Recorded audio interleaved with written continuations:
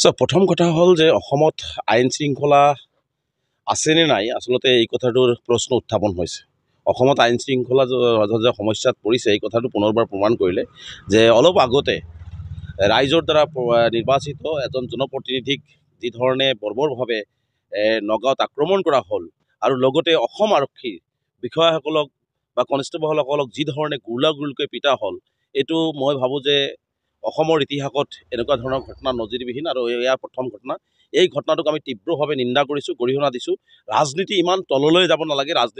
মানুহে বিভিন্ন ৰাজনৈতিক দল আছে, বিভিন্ন ৰাজনৈতিক দলত নিৰ্বাচন খেলিব, প্ৰতিদ্বন্দ্বিতা কৰিব, ৰাইজৰ মাজত তেওঁলোকে মেল মিটিং কৰিব, তাৰ মাজত সেই সীমাবদ্ধ থাকিব লাগে, ৰাজনৈতিক পথাৰখনৰ মাজত সীমাবদ্ধ থাকে। কিন্তু আক্ৰমণ কৰাৰ দৰে ঘটনা সংঘটিত হ'লে আচলতে গণতন্ত্ৰ যে আচলতে একো নাই, মানে শেষ হৈ গৈছে, এইটো পুনৰবাৰ প্ৰমাণ কৰিলে।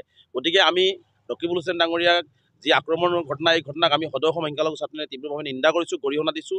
লগতে অসম আৰক্ষীৰ যিসকল জোৱান আছিলে তেওঁলোককো যি ধৰণে আক্ৰমণ কৰিছে এই ঘটনাটো আমি তীব্ৰভাৱে নিন্দা কৰিছোঁ, গৰিহণা দিছোঁ। আৰু স্পষ্টকৈ কৈছোঁ যে গৃহ বিভাগ সম্পূৰ্ণৰূপে বিফল হৈছে, গৃহ বিভাগ চলোৱাত মুখ্যমন্ত্ৰী ব্যৰ্থ হৈছে। কাৰণ চামগুৰিত নিৰ্বাচনৰ সময়ত যি ধৰণে ঘটনাবিলাক সংঘটিত হৈছিল, সেই সময়ত যদি নগাঁও আৰক্ষী, বিশেষকৈ নগাঁৱৰ আৰক্ষী অধীক্ষকগৰাকী যদি কঠোৰ হ'লহেঁতেন, গৃহ বিভাগ যদি কঠোৰ হ'লহেঁতেন, তেনেহ'লে এই ধৰণৰ দুৰ্বৃত্তই এনেকুৱা ধৰণৰ ঘটনা সংঘটিত কৰিব নোৱাৰিলেহেঁতেন।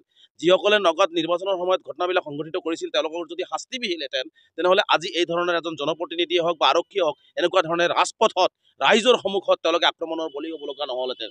গতিকে মই ভাবোঁ যে এইটো আচলতে গৃহ বিভাগৰ ব্যৰ্থতাৰ কাৰণে হৈছে, নগাঁও আৰক্ষী অধীক্ষকৰ ব্যৰ্থতাৰ কাৰণে হৈছে, নগাঁও পুলিচৰ ব্যৰ্থতাৰ কাৰণে হৈছে। গতিকে মুখ্যমন্ত্ৰী ডাঙৰীয়াক মই স্পষ্টভাৱে আহ্বান জনাইছোঁ যে গৃহ বিভাগ যদি চলাব পৰা নাই, মুখ্যমন্ত্ৰী ডাঙৰীয়াক গৃহ বিভাগ বেলেগৰ হাতত এৰি দিব লাগে। কিন্তু এনেকুৱা ধৰণে যদি এইটো বিহাৰ নহয়, উত্তৰ প্ৰদেশ নহয়, যে আচলতে এইটো বিহাৰ বা উত্তৰ প্ৰদেশ সদৃশ এটা পৰিৱেশ সৃষ্টি কৰিবৰ কাৰণে বিচৰা হৈছে নেকি বুলি আমাৰ এতিয়া সন্দেহ হৈছে যে কোনোবা ৰাজনৈতিক দলে আচলতে এইটো বিহাৰ বা উত্তৰ প্ৰদেশ কৰিব বিচাৰিছে। গতিকে সাধাৰণ ৰাইজে শান্তি বিচাৰে, সাধাৰণ ৰাইজে শান্তিত থাকিব বিচাৰে, সাধাৰণ ৰাইজে মিলাপ্ৰীতিত থাকিব বিচাৰে। আৰু এনেকুৱা ধৰণৰ আক্ৰমণ কৰি এটা অশান্তময় পৰিৱেশ সৃষ্টি কৰাৰ বিলাকৰ বিৰুদ্ধে যদি গৃহ বিভাগে মানে ব্যৱস্থা নলয়, তেনেহ'লে কিন্তু অহা দিনবিলাকত কিন্তু আৰু মানে বেয়া দিশ আমি দেখিবলৈ পাম। গতিকে সেইকাৰণে মই পুনৰবাৰ অসমৰ মুখ্যমন্ত্ৰী ডাঙৰীয়াক আৰু DGP মহোদয়ক আহ্বান জনাইছোঁ যে মুখ্যমন্ত্ৰী ডাঙৰীয়াই গৃহ বিভাগৰ দায়িত্বটো যদি চম্ভালিব নোৱাৰে এৰি দিয়ক, আৰু DGP মহোদয়ক যিসকলে এই কাণ্ড সংঘটিত কৰিছে তেওঁলোকৰ বিৰুদ্ধে কঠোৰৰ পৰা কঠোৰতম ব্যৱস্থা গ্ৰহণ কৰক। আৰু আমি মানে